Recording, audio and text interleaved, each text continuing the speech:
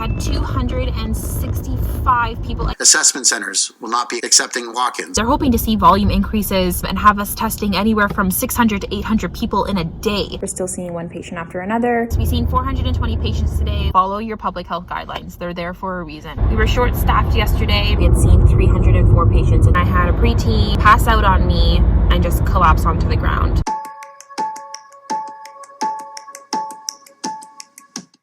At 7:30 in the morning, the triage nurse will set up this section. So we've got table 1, 2, and 3. We start by taking the signs out first thing in the morning and return inside to set up the tables with the assessment forms, the lab requisition forms, and the charting documents.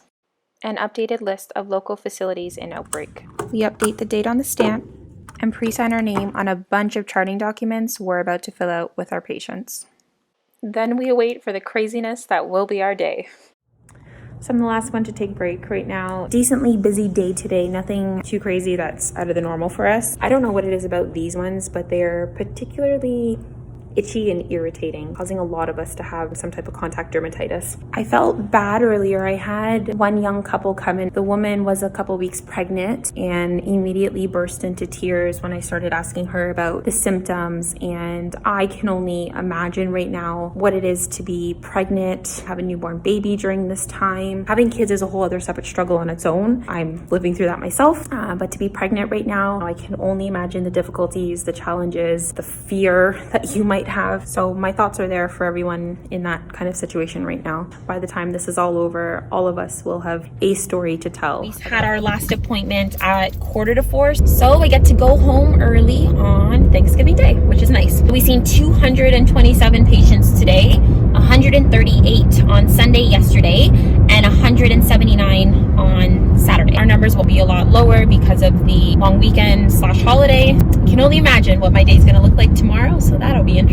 So I've been putting my phone in the dashboard of my car, which is why you'll probably see like a weird angle of me, but this works a lot better. If you're in Canada, I hope you had a great or happy Thanksgiving. If you're in the States, I think yours is up and coming soon, so happy Thanksgiving early to you guys. Anywhere else in the world, if you guys celebrate Thanksgiving or happy early or happy belated late Thanksgiving.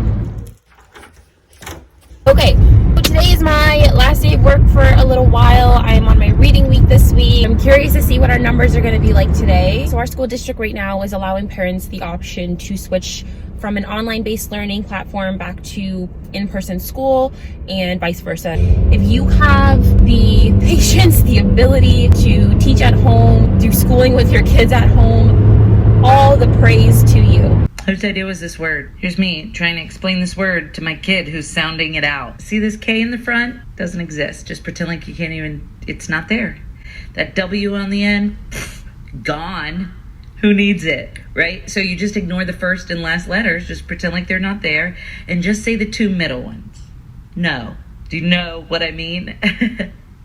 Me neither. Shout out to all the teachers. There's a lot more restrictions on what the kids can play with, on if they're playing with each other or side by side each other. It's a lot for kids to handle, and the day becomes a lot longer, and they're wearing the masks all day, and this becomes a lot larger of a challenge with the younger age group. I'm not surprised if a lot of parents end up opting to pull their child out of school and just opt to teach them at home because of the cases that I mentioned that are increasing in the schools and the child care centers. There's no right or wrong answer on how to deal with any of this right now. None of us know what we're doing, so there's my thought on that. Like yesterday, because there was no appointments booked for the end of the day, I wonder if that followed through for this morning. From what I understand is our morning appointments are pretty much overflow from the day before. I've got to make more of these. I went on a little crazy sewing escapade a couple months back. I even made a cute mask out of the fabric that I had left over.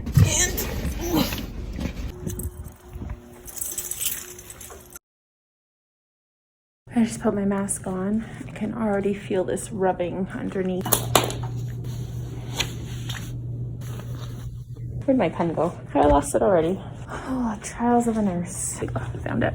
Yesterday when I was here, we knew that there was only one more bag of gowns left. We've got two different types of gowns. One of them literally is like shower curtain material. So if you've ever felt a cheap shower curtain from the dollar store, that is the gowns. You want a sweatsuit, put a shower curtain gown on. We've got an older version of the gowns that have probably just been washed so many times, or maybe a different material was made before, but those are the ones we opt for. And we've got a couple disposable ones that we can use. So the last gown that's in there right now is a shower curtain. 2 or 3 of us that came in for 8:30, 1 gown left. So I did just check with our manager. We are getting another delivery of them in an hour and a half. So that'll be fine for the rest of the day. We won't be reusing gowns or sharing them or anything. Obviously that's not proper use of PPE or helping with infection control.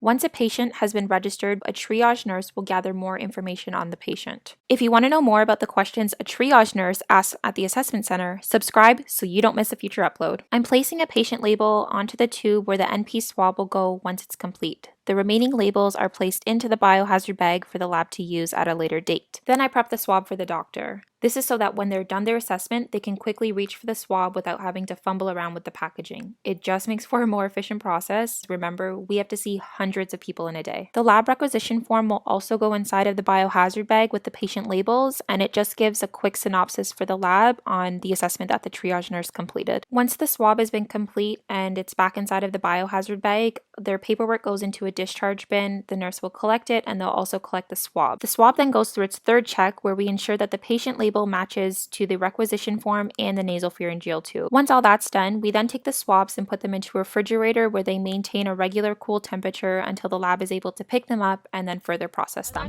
Our last appointment was actually scheduled today for 7:45. The patient ended up coming slightly earlier. Our patient flow didn't actually pick up until about 10-ish, and then it was kind of consistent after that. Our grand total for today of patients seen was 434. I'm actually surprised this is a lot lower of a number than I would have expected. The highest number I've ever seen our clinic do is 699 in a day. That was pre-appointment and about 2 weeks ago. Definitely think the appointment-based system is causing our numbers to be a lot lower. So the nurses just got some news that we will likely be doing swabs in the coming weeks. Mixed emotions right now as to if nurses should actually be doing the swabs, because what they're trying to put in our new job title at this clinic, I'll be very clear that it's at this clinic because had I been working in the hospital still on the floor, it is part of my scope. I would be doing nasopharyngeal swabs on my patients. My name and title is of course on our triage documents. The doctor will do a further in-depth assessment. They will swab from there. And if anything needs to be ordered, i.e. chest x-ray, throat swab for a COVID swab, throat swab for strep throat, antibiotics, anything like that, it'll be done through the doctors. Obviously, nurses don't have prescribing privileges. That's kind of where we see this blurred line here. The other thing as well is that the doctors are signing off the final discharge as they would in a hospital. You wouldn't have a nurse sign off on a discharge. The doctor needs to be the one to say, I've assessed this patient, I've seen this patient, I'm discharging this patient, they're no longer in need of medical care. So there's obviously more to that, but short and simple. Say something goes wrong, well, a nurse is now liable for seeing this patient, for triaging this patient, assessing this patient, swabbing this patient, and now discharging this patient. So if anything goes wrong in the care or anything like that, it's on the nurse and their license, and we have our own governing body to answer to.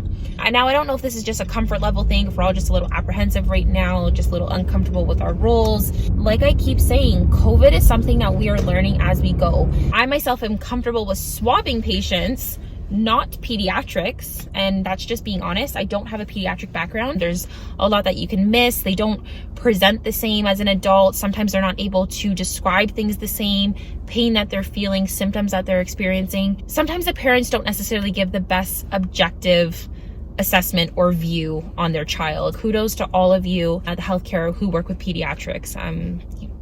Guys know a lot and do a lot. Of course, we will still have to have a doctor on hand. Any patient who we feel needs to be further assessed by a doctor will obviously go forth and see that doctor. I don't know if that's going to create any backflow, more time interruptions with how the flow of our patients go right now. Someone mentioned they wanted to see upwards of like 1,000 people in a day. That's a lot. For myself, I'm okay with doing the swabs. Uncomfortable slightly with signing off on a discharge. I don't know, being a nurse, I just wanting to know that I have a safeguard or some type of protection in place for signing off on documents like this, like clear policies and procedures laid out just like I would have in the hospital. In the hospital setting, there's a team of people. I can go and ask different opinions from different healthcare workers, and we work as a team there. The COVID Assessment Center, although we're still a team, you're still kind of working individually. It's doctors and nurses working with each other. There's no other healthcare providers there. So there's only so many times that you can run back and forth and ask for a doctor's opinion. Anyways, that's not a problem for today. So there's no point in stressing about all of this right now. We're just notified this about an hour ago. So I just thought I'd share it while the emotions are fresh. And the thoughts are fresh on what we're thinking right now. We take it one day at a time, one thing at a time, one problem at a time. Today's been a long day. It's been a long couple days. It's been a good couple days. I definitely love my job at the assessment center. I don't know if I mentioned that in any previous clips, but by far has been a great nursing job and a great learning experience so far. And I'm super grateful to be able to have had experienced COVID and know the trauma and the difficulties that go along with that as a parent, as a patient, as a family member of a healthcare worker, and then on the flip side of things, actually being a healthcare worker working in the assessment center. It's been very eye-opening, very grateful that I was able to have this opportunity to work in the assessment center. Obviously, our jobs are extremely stressful. A lot of healthcare workers are very burnt out, very fatigued. They're making a lot of sacrifices for their families right now. It's sad sometimes. That's not even with my experience of being in the hospital with COVID patients. That's just me being in the assessment center, working with these people. It's a very quick turnover with how many patients that we see. So it's not really building that therapeutic relationship, but you build a rapport as quickly as you can, and then you're kind of in and out and on to the next patient. So people are coming from all different walks of life, different backgrounds. And I definitely understand the stress of being on the patient side of things, and then the stress of being on the healthcare provider side of things. So I just want everyone to keep in mind that everyone right now, everyone in the world, there's not one single person in this world that has not been affected by this pandemic. And I would just like everyone to keep in mind that we are all struggling through the same thing right now. We are all dealing with the same issues, some more than others, obviously, but just be kind to one another, have patience for people, try to have some understanding, and love and cherish the people that you're around and that you're with.